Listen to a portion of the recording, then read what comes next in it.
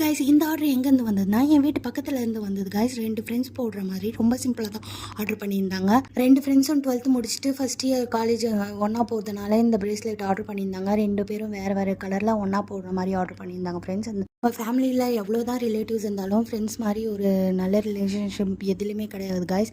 ஏன்னா நம்ம ரிலேட்டிவ்ஸ் கிட்டலாம் நம்ம பர்சனல்லாம் போய் சொல்லவே முடியாது. இதே ஃப்ரெண்ட்ஸ் கிட்ட ஷேர் பண்ணிக்கலாம், நம்ம ஃப்ரெண்ட்ஸ் கிட்ட டிஸ்கஸ் பண்ணிக்கலாம், எந்த ஒரு ஃப்ரீயாக இருக்கலாம். நம்ம டேடி மம்மி கிட்ட கூட நம்ம அவ்வளோ ஃப்ரீயாக இருக்க முடியாது. எதுனாலும் அவங்கக்கிட்ட போய் எல்லாமே சொல்ல முடியாது.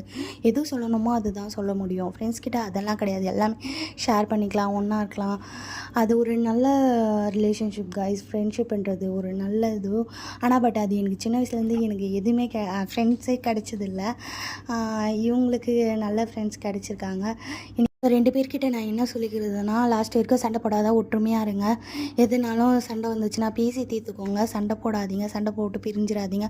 ஃப்ரெண்ட்ஷிப்ன்றது ஒரு நல்ல ரிலேஷன்ஷிப். லாஸ்ட் வரைக்கும் நீங்கள் அது கொண்டு போங்க. ஒரு friend lavender with white colour beads வச்சு லேவெண்டர் கலர் பட்டர்ஃப்ளை வச்சு அட்டாச் பண்ண சொன்னாங்க. நெக்ஸ்ட் ஃப்ரெண்டு வந்து red colour and white colour beads வச்சு கூட பாண்டா சாம்ஸும் வைக்க சொன்னாங்க. உங்களுக்கும் ஆர்டர் வேணும்னா ஸ்க்ரீனில் தெரியிற நம்பருக்கு ஆர்டர் ப்ளேஸ் பண்ணுங்கள். Thank you so much.